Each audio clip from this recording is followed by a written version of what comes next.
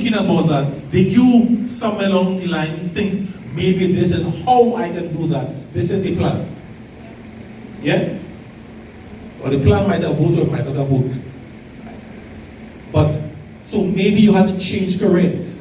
When you ready to change careers, and this is not going to become, so my own, I wanted to fly F-14A Tom Fighter jet aircraft. As a teenager, I saw Top Gun. And my world went very high. I wanted to fly fast. Then I said, well, okay, I'll be a commercial airline man. And then I became an IT person. Then I became a pastor. I've arrived. Right? So, I don't know how we're going. We typically need to have a plan. And thank you all for sharing that. Do we really and truly think about, in terms of God, in terms of growth, becoming more spiritual, does need to have a plan? So here's what happens with us sometimes. When we think spiritual, and we think real spiritual, we tell me if this is true in your estimation, right? The thinking. When we think spiritual, we think no plan. Yeah? I'm not saying not whether it's true or not. That's a line of thinking, right? So when you think about things that are spiritual, the move of God and so on, we don't think plan. We think about it goes this way. But God has a plan, doesn't he? We might be clued into it, but God has a plan. All the things that are happening in our lives, God has a plan in place to do various things. And we follow his plan. Sometimes he clues us in and we know, okay, this is what. And sometimes if we understand where God is going with us and what he's doing, we can put that plan in place. Okay, this is how we're going to get from here. But spirituality does not mean no plan.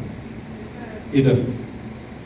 It really doesn't. So yeah, we need to have a plan for our own personal growth. Because here's what. If there's no plan, typically what will happen? Yeah. So tell me your opinion of this. When you leave home and you come to any of our church services, do you think that we have a plan for the service? Yeah? You think so, right? You sure? Yeah, yeah, we do. Now, what would go through your mind if you suddenly learned or realized, wait now, whenever I come here, is this way today, that way next week, so the other week. There's no consistency here. Then people seem real spiritual, but there is no plan. So you come today and I go to these three praise and worship, you'll come and sing. And then when I think that they sing long enough, I take the mic and I go up, tell this person to do it. No plan. So if we continue doing that for a considerable period of time, in your estimation, are we going to make progress? No, we might. I suppose we might, but probably not. Because we really don't have anything in place to go from one place to the next. So, to grow. So in terms of, we gave some very practical tips last week. We need to, in terms of the word, what we need to do with the word. Apart from reading, we need to study the word. We can memorize the word, we can do something else with with the word.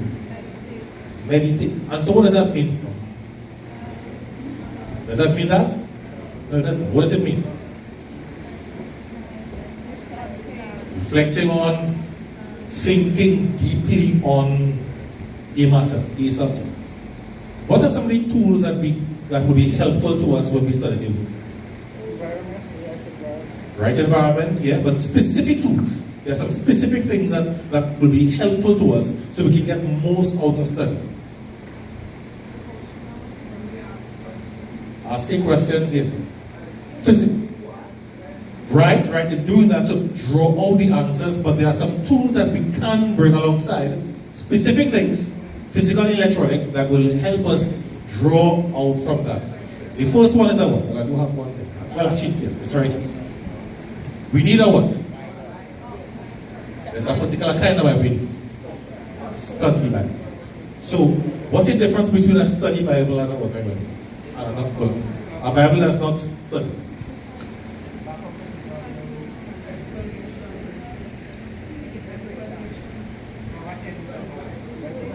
All of those things, I hear all the rest, right? So you might have a little concordance in the back, you might have a center reference, might have some notes at the base here. All of those go into it. Those help you get what? Additional information from and about the text. Yeah. What other tools can we do? It begins with C. A concordance, yeah, but not a next C. A commentary, exactly. A commentary. So a commentary on a particular book or particular topic. Yeah. What are some of the versions in the Bible that you're aware of? What's the names of some of them? So I'll start. King James Version. New King James. What's the other one? NIV, the Newly Inspired Version? No, not the Newly Inspired Version? New International Version, okay, all right. New Living Translation, you would be amplified. Those Bibles are bigger. They sound louder. Just teasing. CEV, Contemporary English Version, CEB, Common English Bible, whole host of them, right? So, one of the characteristics of some of the Bibles, of some of the newer versions of the Bible today is what? That has an advantage over the King James. What is that? Language. Yeah? So because the King James version is written in 400-year-old English, some of those words have changed in meaning, and we don't speak like that. The language is sometimes a hurt. But in some of the newer translations, like the New King James Version, or the 21st century King James Version, the language is easier. The commentary, the lexicon, the Hebrew and Greek lexicons, yeah, all of those are tools that can help us. Encyclopedia, Bible dictionary, helps us to understand some of the things. So for example, there's a book called Handbooks and Customs of the Bible. When we read that, we get an appreciation of what some of the things that we take for granted when we read scripture. We get an insight into the cultural implications of that. Yeah? So we understand better the people of the day. This is why this is important to know. Yeah? So those are some of the examples. So apart from that, some other things that we check. Come on, you're ready. Oh, yeah, okay. So we also suggested that you can read something begins with D. Devotionals, and I gave a suggestion. An electronic one is called YouVersion. Basically, the most popular Bible tool in the world. So YouVersion, millions of downloads. Anybody has YouVersion? Anybody reads and uses YouVersion? That's the first story, right? So, yeah, devotionals help you. They're very practical applications of scripture. Sometimes you read devotion and it's exactly what is happening with you. The history described, that's exactly what's going on there. You draw encouragement from that. What other tools can we use that will help us grow? We spoke about the people who like to write. Prayer journals. Okay? So, in a prayer journal, we do what? We tell about what our day was like. Dear diary. Not quite, right? Do you think I record prayer? So I mentioned that there's a particular way we can use our prayer journal and tell that we've grown. What was that?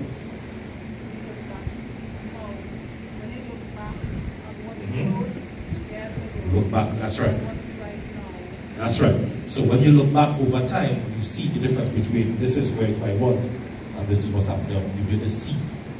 But then if there's a 10-year gap and those things are the same, are you growing?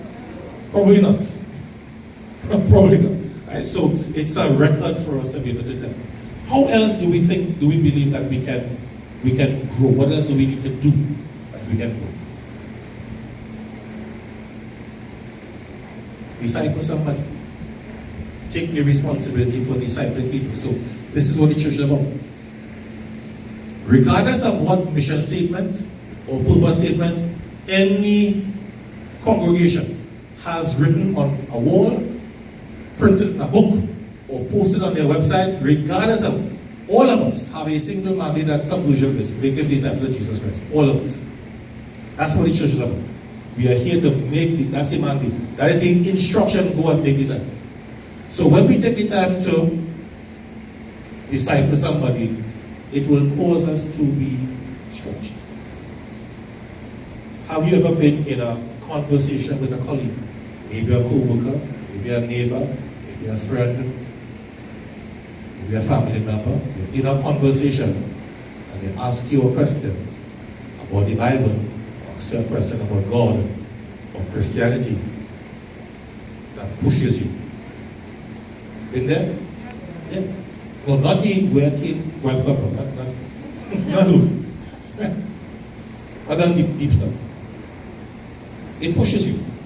And sometimes you need to do what? What's your response to them sometimes? Exactly. Let me go and look into this. Because maybe you didn't think about it. Right? Maybe you didn't think about where all the wood came from to build the ark that Noah built.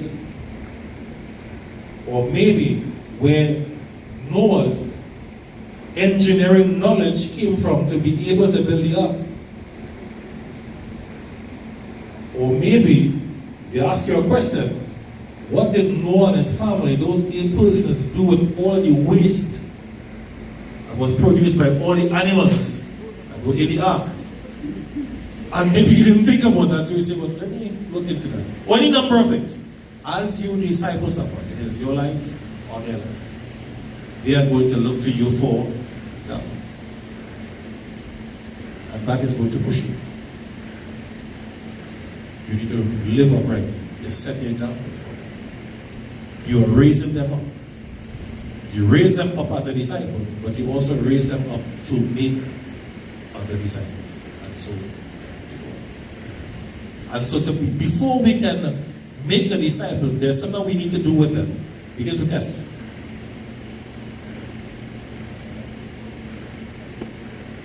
Ask one thing. Share. To share your faith with them. Share your faith with them. All of these are things that tools that we use. All of these go along in helping us to grow. But grow, we achieve our potential, we must do the things that are necessary. Have a plan. Invest